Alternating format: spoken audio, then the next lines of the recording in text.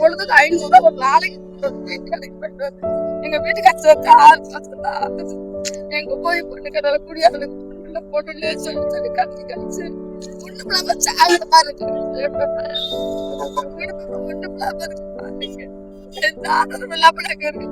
ஸ்கூலுக்கு வெளியே இருந்தெல்லாம் பிள்ளைங்க எல்லாம் வருதுங்க சார். இங்க கரெக்டா நின்னுக்குறாங்க. பிள்ளைங்க சாயந்தரம் 4 மணிக்கு விட்டு வரும்போதெல்லாம் பேரண்ட்ஸ் இல்லாம தனிமையில அனுப்பிச்சு.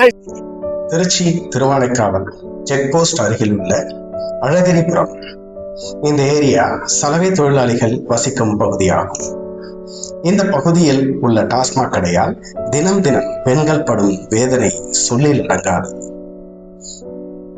கடை வீதிக்கு சென்று வரும் பெண்களை வம்பிழுப்பதும் அவர்கள் கையை பிடித்து இழுப்பதும் மது குடித்து விட்டு அந்த இடத்திலிருந்து ஒருவருக்கொருவர் தகவல் போராடுவதுமாக ஐயா கண்ணித்தம் அந்த சம்பவத்திற்கு நேரில் சொல்லில் அடங்கா. பொதுமக்களோடு இந்த நிலையில் தமிழ்நாடு அரசாட்டத்தில் தமிழகத்தில் உள்ள 750க்கும் மேற்பட்ட தமிழக வெற்றி கழகத்தின் நிர்வாகிகள் கூடுவதை அங்கு வந்து ஐயா கண்ணுடன் பேச்சுவார்த்தையில் உள்ள மதுபான உடனடியாக ஆட்சியரை மூட வேண்டும் என்று பேசினர்.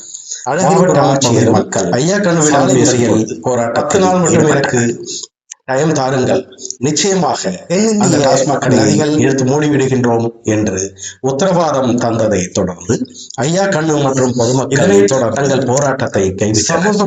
இதனால் ஐயா கண்ணு அவர்கள் சம்பவ இடத்திற்கு சிறிது நேரம் பரபரப்பான சூழல் ஒன்றிணைந்து எங்கும் உள்ள மதுபான கடைகளை தமிழக வெற்றி கழகத்தின் நிர்வாகிகள் தமிழக வந்து மக்களுடன் பேச்சுவார்த்தை நடத்த வேண்டும் என்பதை மாவட்ட ஆட்சியரை தொடர்பு கொண்டு பேசினர்.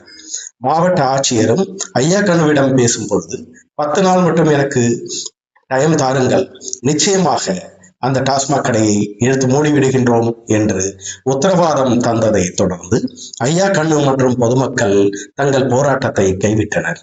இதனால் திருவானைக்காவல் செக் போஸ்ட் பகுதி சிறிது நேரம் பரபரப்பான சூழல் காணப்பட்டது. தமிழகம் எங்கும் உள்ள மதுபான கடைகளை உடனடியாக மூடி தமிழக மக்களின் நலன் காக்க வேண்டும் என்பதை பொதுமக்களின் கோரிக்கையாகும். அப்படியே கொண்டு வரான், பிரேக்கை போட்டு நிறுத்திட்டேன் ஏற்றிருப்பான் வண்டியை மேலே.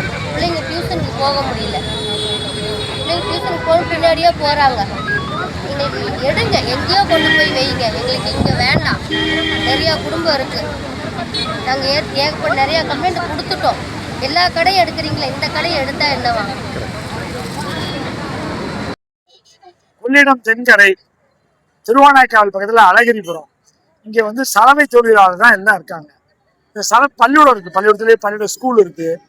அந்த சாயந்தரம் ஆச்சு நாள் கடை திறந்துட்டா சாராய கடையை பள்ளிக்கூடத்துக்கு போக முடியல, உள்ள நுழைய முடியல, எல்லாம் வண்டியை நிறுத்தி போட்டு தெரிக்கிறாங்க. அதனால இந்த கடையை மூடுன்னு பல முறை மனு கொடுத்துட்டோம். இப்போ மூடுவாங்கன்னு எதிர்பார்த்தா இன்னும் மூடாமல் இருக்கு. இப்போ வந்து கலெக்டர்கிட்ட பேசணும். ஐயா சொல்லியிருக்காங்க ஒரு 10 நாள் எங்களுக்கு 10 நாள் மூடிட்டானா சந்தோஷம், இல்லாட்டி ரொம்ப வேற வழியே இல்லை. இந்த பாருங்க, சலவை தொழிலாளர் பையனுங்க பிள்ளைங்க எல்லாம் குடிச்சு வீணா போயிருக்கு. ஒரு நாளைக்கு 500 ரூபா சம்பாதிச்சா 500 ரூபாய் குடிச்சே அழிச்சிடறாங்க. அதான் இந்த இடத்துல எல்லாம் எங்கேயாவது வெளியே கொண்டு போய் ஏன்னா பாதையெல்லாம் அடைச்சிக்கிறாங்க. கடை திறந்துட்டா சைக்கிள் பேசினாங்க. ஆமா, இப்ப பேசணும், கலெக்டர் பீஸ் பேசினாரு. இது மாதிரி பிரச்சனையா இருக்குன்னா இந்த 10 days டைம் கொடுத்தா இவ்வளவு முடிச்சு விட்டுருங்க, வேற இடத்துக்கு மாத்திடுறேன். இல்ல பண்ணல, இதோட முடிச்சு விட்டுருங்க. சரி ஐயா ஐயா ஐயா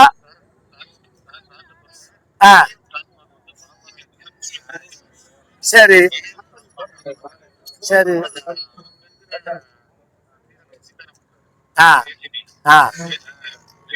சரி சார்.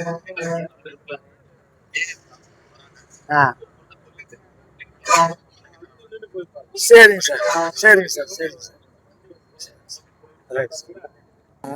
நான் வந்து அந்த ஜிஎம் பேசுறேன், சிஎம்டி பேசுறேன்.